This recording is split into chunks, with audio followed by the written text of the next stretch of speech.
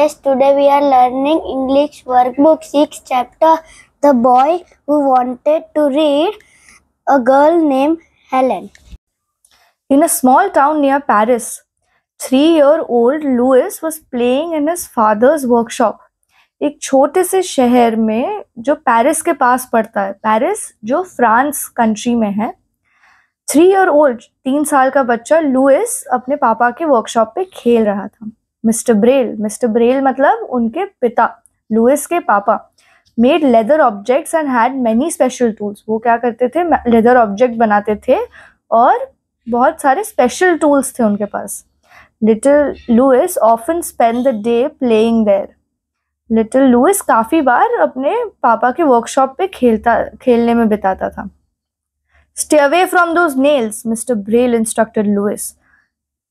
Mister Braille instruct करते थे Louis को कर रहे थे कि उन नेल्स से दूर रहो. वहां पे ऑब्जेक्ट्स थे, खिल्लियां वगैरह, जो नेल्स और दूसरे ऑब्जेक्ट्स हैं उनसे दूर रहो बोलते थे. लुइस नॉड करता था ऐसे. He looked intently at the things his father made. वो इतनी क्यूरियोसिटी से देखता था उसके पापा क्या बनाते हैं, एकदम गौर से देखता था कि उसके पापा क्या बना रहे हैं. Curious little Louis decided to try his hands with the tools too.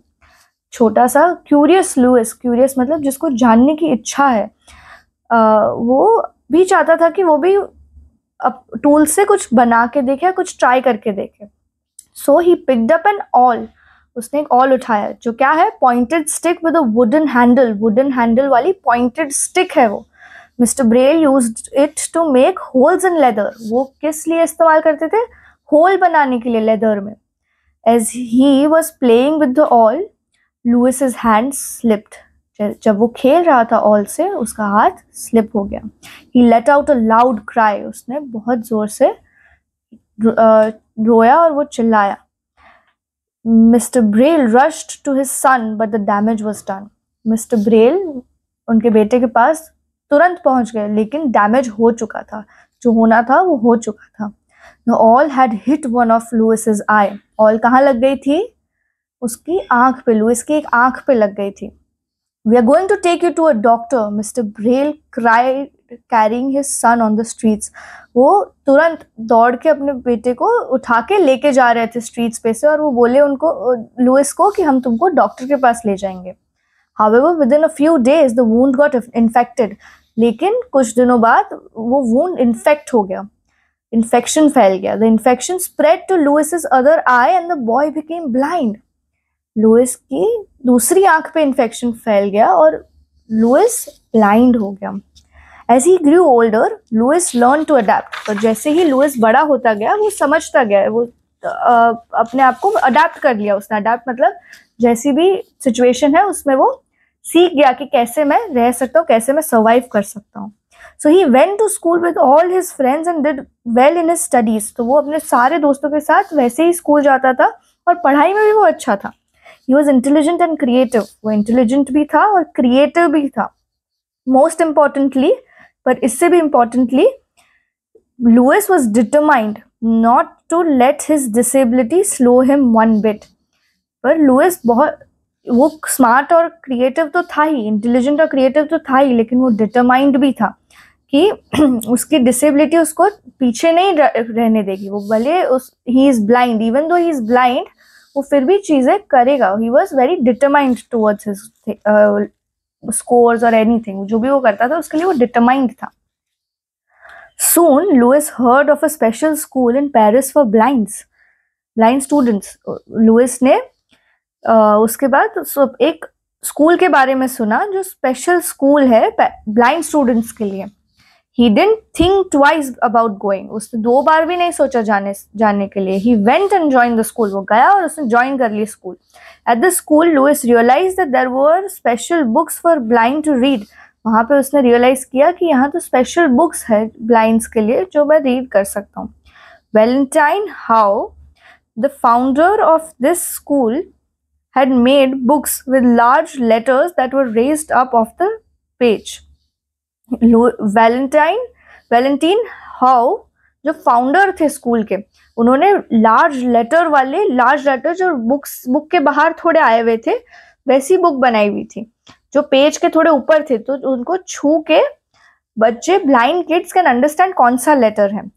Louis is set about reading the books in the school library. Louis set हो गया था कि वाह, अब तो मैं स्कूल लाइब्रेरी जाऊंगा और बुक्स रीड करूंगा. However this was a long and difficult task. लेकिन रीडिंग उसके लिए कैसा टास्क था? लॉन्ग एंड डिफिकल्ट था. बहुत टाइम लगता था और डिफिकल्ट भी लगता था. There must be a better way, Lewis said to himself, and as he soon found out, there was. वो सोचता था कि कुछ तो इससे अच्छा इजी तरीका तो होगा, इससे अच्छा तरीका तो होगा रीड करने का, लुइस ने खुद को बोला, और जल्द ही उसने खुद ढूंढ भी निकाला. Louis thought long and hard about a way for the visually impaired to read. Louis ने long and hard मतलब समय, अपना समय लेके उसने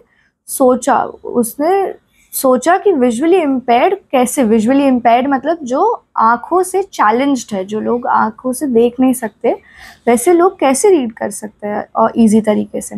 others had created symbols that could be read by touch. कुछ लोगों ने सिम्बॉल्स बनाए थे जो टच करके रीड कर सकते हैं. However this finger reading was slow and difficult and the symbols were complex. लेकिन वो जो मेथड थी, वो जो तरीके थे, वो बहुत स्लो थे और वो भी बहुत डिफ़िकल्ट थे. और वो सिम्बल्स भी जो सिम्बल्स थे वो भी बहुत कॉम्प्लेक्स थे. Louis wanted an alphabet code to make reading by touch quick and easy. Louis को ऐसे अल्फ़ाबेट कोड्स बनाने थे या चाहिए थे जो उसका रीडिंग ईजी और क्विक बना दे. Louis soon got the chance he was looking for. Louis को जल्द ही वैसा एक मौका मिल गया जो इसके लिए जो वो ढूंढ रहा था. He heard about something called night writing.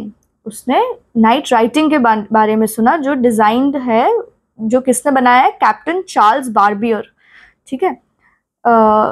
Night writing, जो French army use this method to read messages in the dark. French army इस मेथड को इस्तेमाल करती थी. नाइट राइटिंग करके जो मेथड है, इसको इस्तेमाल करती थी फ्रेंच आर्मी, जो अंधेरे में रीड करने के लिए. The symbols were raised up of the paper so that soldiers could read them by running their fingers over them. ये symbols जो थे इसके अंदर, वो थोड़े ऊपर से थे, raised up थे, पेपर के थोड़े बाहर निकले हुए थे, so that क्या होता है इससे कि soldiers read कर पाते थे अपनी उंगलियां लगा के, अपने fingers को पेज के ऊपर ऐसे रन करा के.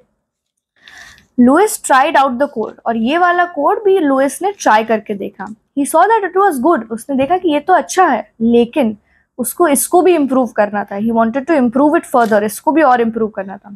On his vacation home, next vacation home, अगला वेकेशन जब वो घर गया, Louis spent all his time working on this system of writing. Louis ने सारा समय इस सिस्टम को क्रिएट करने में निकाला.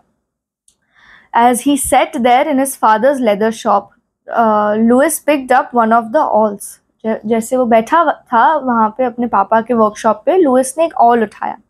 The idea came to him in a flash. और एक ही तुरंत चुटकियों में उसको आइडिया आ गया. The very tool that had caused him to go blind would now help him to read. जो टूल जिसके वजह से वो ब्लाइंड हुआ था, ऑल जिसके वजह से वो ब्लाइंड हुआ था, वही टूल की वजह से अब उसको वही टूल उसको मदद करेगा अब रीड करने में. Over the next few days, he worked on an alphabet made up entirely of 6 dots. और अभी अगले कुछ दिन उसने काम किया ऐसे अल्फ़ाबेट पे जो सिर्फ 6 डॉट से बना था. 6 डॉट से, एक भी ज़्यादा नहीं, अलग अलग पैटर्न्स में उससे सारे अल्फ़ाबेट्स सिर्फ 6 डॉट में बनाए.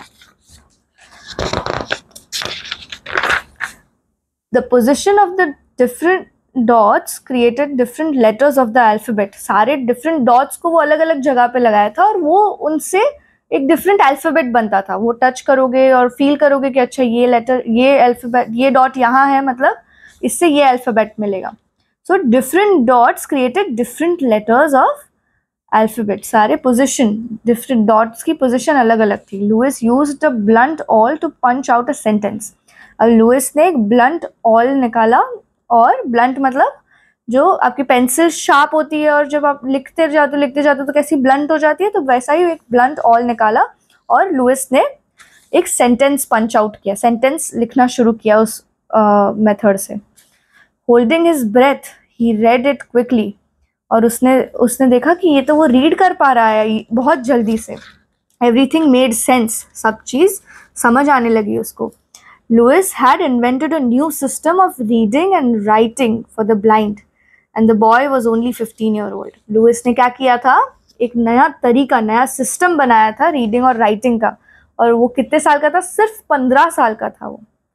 आप ट्रेन्स वगैरह पे भी देखोगे कि कैसे नंबर लिखा होता है, ट्रेन नंबर, उसके जस्ट बाजू में कुछ रेस्ड डॉट्स आप फील करोगे. वो रेस्ड डॉट्स भी यही सेम चीज़ है. This system for reading and writing is used all over the world today.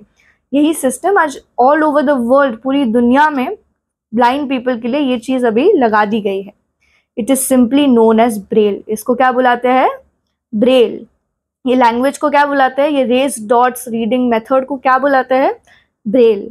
Today the blind can read maps in Braille. आज ब्लाइंड पीपल मैप्स भी रीड कर सकते हैं ब्रेल की मदद से. So this was your chapter, kids. Hi guys, please like, share and subscribe to my YouTube channel about education. Bye.